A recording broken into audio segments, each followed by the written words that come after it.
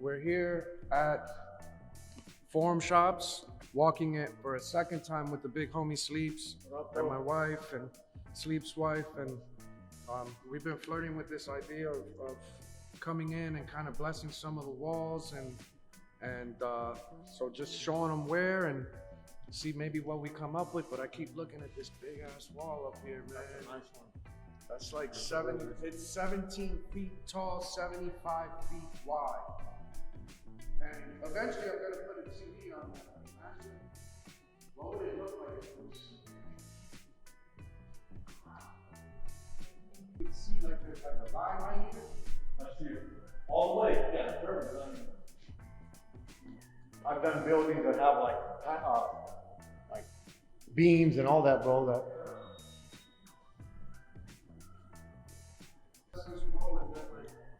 That winds up being like the play on the merge. We figure out where we're going to donate some proceeds from it, and then leave it up for 3 months, and then come back 3 months later, primer it out, and bless it again.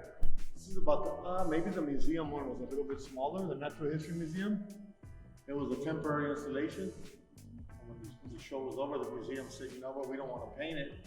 They cut the wall. They cut the whole wall, moved it to a different part of the museum with the doors and everything, bro. Yeah. Once they knew the history of like what I was doing and where I was coming from and all that, they're like, you know what, we're keeping this. But we still renegotiated a little bit. But yeah, that's awesome. It was definitely something they didn't want to buff. So for those that don't know, man, I'm Big Sleeps, born and raised in Los Angeles, tattoo artist, fine artist, world traveling entrepreneur, I would say. But growing up in LA, so let's touch base a little bit about the early years. You know, a lot of people are curious as to where I learned how to do my lettering, where they come from, and I guess now with the explosion of the internet and social media, a lot of people kind of have been exposed to this, but just to keep it kind of in a simple frame of words, it's these are Los Angeles, indigenous Los Angeles letter forms. You know, they were created there, been around in LA for like decades, you know, and me growing up as a kid in the neighborhoods there in the barrio, I was exposed to them at a young age. They were used by the local gangs there to mark territory, or just everyone had that passion to use that real disciplined writing. You know, that was my first exposure to actually seeing markings on walls or whatever, walking home to elementary school. As a kid, I remember being kind of infatuated with those letters, coming home, practicing them.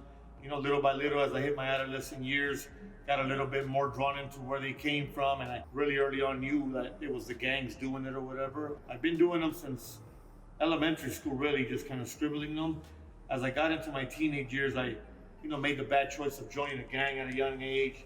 Actually, it was more of a group of friends, and it just kind of morphed into a gang or what have you. And growing up in LA in that era of the mid '80s and the '90s, if you know about growing up there, it's so hard to avoid becoming a member of the gang that's like in your neighborhood. Most of the time, you don't even realize you're so entrenched in a bad choice until it's too late to get out, you know. But I took a pretty dark detour down, you know. Ended up going to juvenile hall, being shot a few times, getting in trouble a lot, definitely hanging out with the wrong kids. My mother raised us with such good morals, and me and my two brothers, which never joined the gang, so total opposites. But I had a real hard time, even when I knew I was screwing up, getting out of that, you know. One of the things that I never let go of was the art. I was passionate about drawing since elementary school all the way through when New York graffiti hit town. And the lettering was something that I was really drawn to. But while I was doing these little in and outs through the juvenile system, and even in my later years in the prison system, I never stopped drawing. I was like a rock star in there, man, drawing envelopes and selling artwork. One of the things that I was sharing with JC yesterday is like I used to trade my artwork for commissary, man, in there. Never in my wildest dreams did I think that everything would come full circle, and that the same letters I was using to mark up kids with gang tattoos or the gang I was from or walls. And, we wanted to be tough in that era. You had to be tough, you couldn't let your guard down, but we wanted to seem intimidating, and we put up these big old letters, the menacing letters to mark stuff. But in my wildest dreams, I never would have thought that it would have came all the way back around, and I was going to be able to turn my life around with the help of my wife and my family, and turn it into a career, and kind of morph something first into the tattoo world, where I felt like I was able to travel out of California, out of LA, out of California, and then overseas and bring some letter forms that had never really been brought authentically by somebody that lived that lifestyle, you know?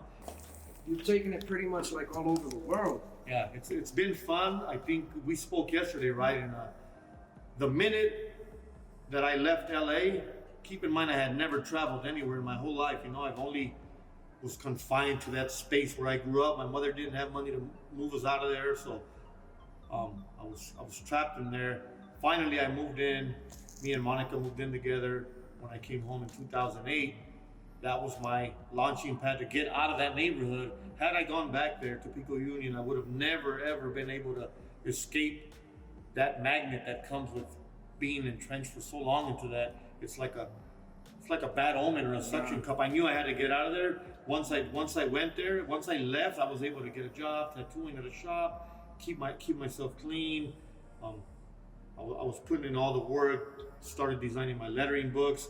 Once I left LA for the first time, I remember going to a convention in Detroit, and man, I was just blown away by the way people received me, man. You know, they got to see the letters, and I was like, wow, these people, they're loving my letters more than anything, you know. And I was like thinking, Monica was right. She had came up with the idea of me doing a lettering book because we had looked at a lot. She's like, nobody's doing the gangster stuff, you know, the LA hand styles, and we should do a book. And we didn't even have enough money to print the book, but we did it, you know. And it took lo and behold, that was going to be the launching pad to be known all over the world faster than if I would have gone all over, because we sold books to every distributor, and it was such a beautiful thing. I was able to put some of the envelopes I had sent my girl home from when I was in prison with drawings and letters. People were drawn to it, man. I felt so proud, you know.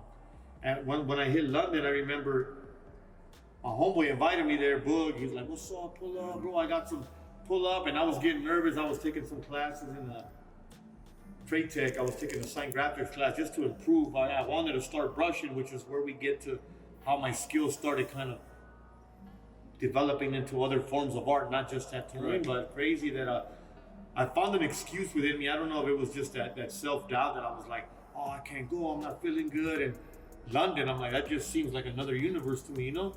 And I call home thinking Monica's gonna say, like, you shouldn't go, like, just stay home. And I'm like, hey, Boog's inviting me to London, man, what do you think? And she's like, what are you waiting for? You got the passport? And I'm like, all right, fuck it. I went, changed my whole life, bro. It was like 10 ink and irons in one, bro, you know? And you've been to conventions where you see, like, all the energy and all the artists, and it was just such a beautiful convention.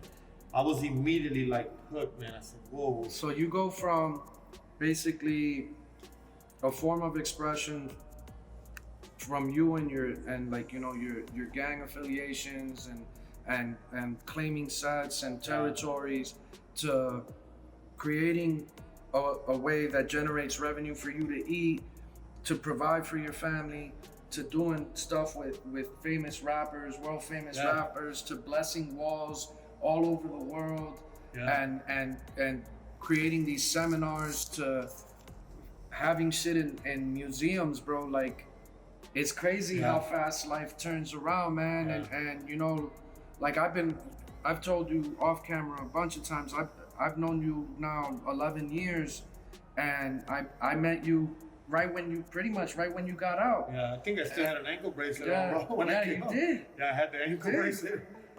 You know, we can laugh about that shit now, but it's been, for me, like, outside looking in, it's probably been one of the most beautiful journeys I've ever seen in my life, bro, because you've really, like, you've shown the entire world, not just the people in your neighborhood, not your immediate family, your immediate friends, ex-gang members. You've showed the whole world that you could do a 180 as long as you have this in the right place, right? And this is in the right place, and that you have somebody supporting you the way that your wife has, right? And so when I saw you a couple months ago, just randomly, I just was like, man, I gotta talk to him about what we're doing. And like, it would just be like, I've been telling Joni for years, like, man, when I get this done, like with this laser, so I want sleeves to, you know, but before I retire, but when I saw you there and was just talking about that, it instantly went to how do how can I have this conversation?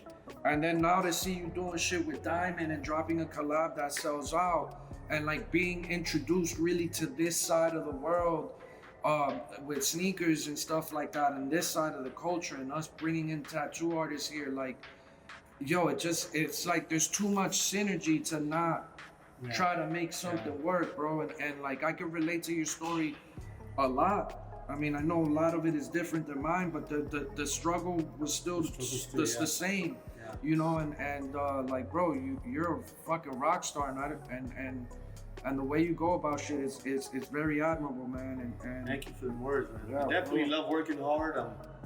I think where I'm at today is, in comparison to when we met, I've evolved like 10 different times. I'm like, okay, this is where I'm at. And it's always a greater thought. Just when I think like, oh, I finally hit the peak of my thing, and lo and behold, a couple months later, something else comes up, you know. And I feel like the connection that we made, even talking about the nonprofit stuff, or the ability to give back sometimes, just makes it all feel right, you know. Now that I've been doing stuff with museums and selling art to collectors and in galleries, and doing the workshops, and even doing the workshop with kids that we can just kind of inspire, it's been a blessing. And I think when we talked, I realized there's a bigger connection, and it's not just going to be a collab or a wall. There's a greater purpose. Even the way we kind of stumbled upon each other like that, you know, all masked up. Over the odds that you would recognize me sitting there, kind of trying to hide. Your writing is one of a kind. And when I seen the back of the dome, and I seen you blasting on Wifey's bag, I was like, yo, that's fucking Sleets. Let me go holler at him real quick. For those that don't know, I was drawing a purse for my wife at the Bellagio, in like a little corner of a little pub in there or something. It was super random, bro. I never sat in there never before since I've been there or whatever. That was the only time I said, let's sit here and talk for a bit, you know? So I felt like it was just meant to be. That day was special already. I was down at Skin Design talking to Robert, and it was a really good day, but I feel like this is gonna be the beginning of a bigger connection, you know? Definitely is. Dope.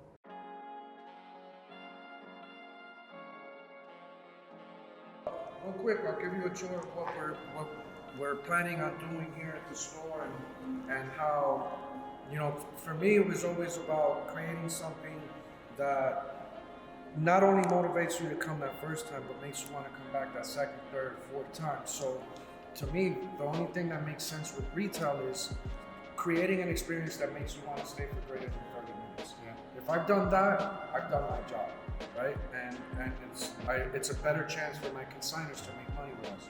So when we walk in, right here, this whole section, the intention is to do like an ice cream parlor, milkshakes, and I'm thinking about calling this section under Billion Lids, because her real name is Billion. So, and then the intention is that as you're buying ice cream and milkshakes, we're gonna probably incorporate like souvenir cups, and you're gonna be able to win store credit. So this whole section is gonna have like a little place to sit, and there's probably gonna be a menu up there, and you know, that's whole section. This side of it, we're looking at this, and I'm like, these things are eyesores, and like we need to kind of change this around. So these are not structural, and we're gonna bring them out to like about this height here, and we're gonna bring it out to about this side here, and it's gonna be all glass, see-through, like see-through glass all the way through, and it's gonna have on each side these big doors that go all the way to the ceiling here, and are gonna slide like 3-compartment glass, right? And the bigger reason why I wanted to do it wasn't so much to show off what was in it, it's that this wall is gonna get flushed out, and it's gonna become a 130-foot wall of sneakers, 12 rows high. Wow. Right? So our current wall is 74 feet or something like that. So this is almost double. You know, and it's gonna run all right. So it's gonna run all the way through here. And that wall, you know, the initial intention is to put that TV, the LED panels, 10 feet high, 60 feet wide. And we'll get to it at some point, but you know, I've made it no secret. This build out the TV costs a lot of money, and there's other things that we want to do that are very important that could wait. And we figured, you know, what greater way to capitalize on this space than to make this noise and maybe, you know, it was really Jigger's idea to do that. Nice. You know, so then back here again, this is all gonna run through and be the single wall, and it just wraps. It's gonna literally wrap like this. Yeah, you're gonna have everybody out front park right there just standing, trying to figure So out yeah, how when long you're that so imagine you're coming into this, you're walking by the store, and you see this massive line of sneakers, all these like lines. There's no blind spots, and you're looking upstairs. That whole balcony, people are looking at either the mural or the TV. It's just like there's too much going on the first floor to not want to motivate you to come into the store. Yeah. And it's not about winning over the existing, it's about winning over the people that have never heard of our brand, and to get them to talk about it in a positive light that's going to motivate others to come in. And bringing in skin design and haircuts don't lie, and adding this like barber, tattoo, food, sneakers, clothes. It's gonna be great. Art. It's gonna be crazy. This whole side, we're gonna flush all this out, and this is where the clothing is gonna start. I mean, this place has like 15 fitting rooms. We don't need. Yeah, that's a lot. We don't need all these fitting rooms. I mean, we're gonna keep those 2 or 3 fitting rooms, and then all this is gonna now become storage, which wraps around. And this way, Yeah, that's killer. there's elevators, which I think at some point we're probably gonna want to blast the elevators. You know what I'm saying? Like inside, right? And when we look back this way, that Skin Design Urban Necessities logo, it's gonna be a big neon light box right here. And then this whole side is gonna have 5 tattoo booths with smoked glass. You'll be able to come in, book appointments, walk-ins, a lot of stuff. It's mainly gonna be appointments, but I know we're gonna allocate for walk-ins and stuff. And then there'll be 4 barbers chairs here, right? This will be kind of like a waiting area. And then I think maybe that's gonna be a screen. I think we're bringing a screen from the old store here. What's happening with that? I'm gonna put basically I'm gonna use that light box to talk about what's upstairs. So like skin design, haircuts, maybe even the fucking menu of like what the price points are starting at. So the store, there's so much that could happen with that light box. I don't want to get rid of that light box because that thing alone is like 30, 40 grand. So I have to use it. You know what I mean? This we're gonna retile, I think, and it's gonna have the big giant V1 logo right here. This is gonna be our consignment section, our heat lockers, and more sitting area over here. And then all this is gonna get closed out and be our storage, more storage. The store is 18,000 square feet, which is 4 times what we have now. It's crazy. Honestly, in my heart, just hanging out with you the last like 2-3 days, bro, like, and talking to Skin Design, I'm like realizing this whole shit has to get tatted the fuck out. Yeah. You know what I'm saying? Because that's us. Like I'm not trying to make this shit like feel like a regular ass store. It's You know what I'm definitely saying? gonna be far from that, bro. This is definitely gonna be a statement in the middle of Caesar's Forum Shops. And this is amazing, bro. This build out's gonna be so clean. Deadline is what, summer? May? My goal is to open Memorial Day weekend. My goal is to have the store finished by the end of April. End of April. I'm already, before even doing anything with you, I'm already like 7 figures into this build out. This is definitely amazing. I sold a lot of my shoes, I sold a lot of my watches, I sold, like we were talking, Joni and I were talking, and we're like, you know what, man, let's just reinvest in ourselves, let's just put all our chips down again, and let's just get this shit done and show the world we could, like, we're still growing, we're still doing our thing, and that, like, there's nothing stopping, nothing in the world, nothing could stop the inevitable. Yeah. This is fucking inevitable. Yeah. This is definitely it, bro.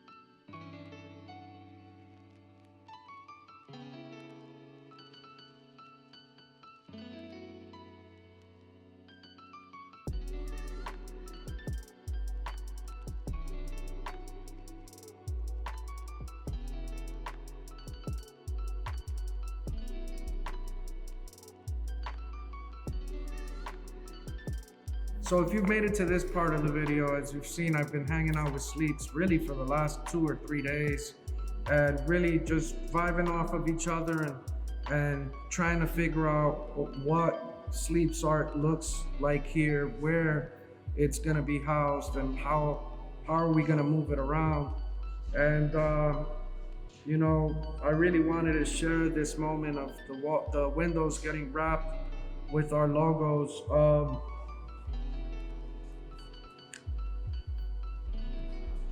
I can't begin to explain the amount of emotion and the hard work and the sacrifices that I've had to do, my family, my team, all the long nights to get to this moment. And it's just stickers going on the window, and it's causing this emotion for me.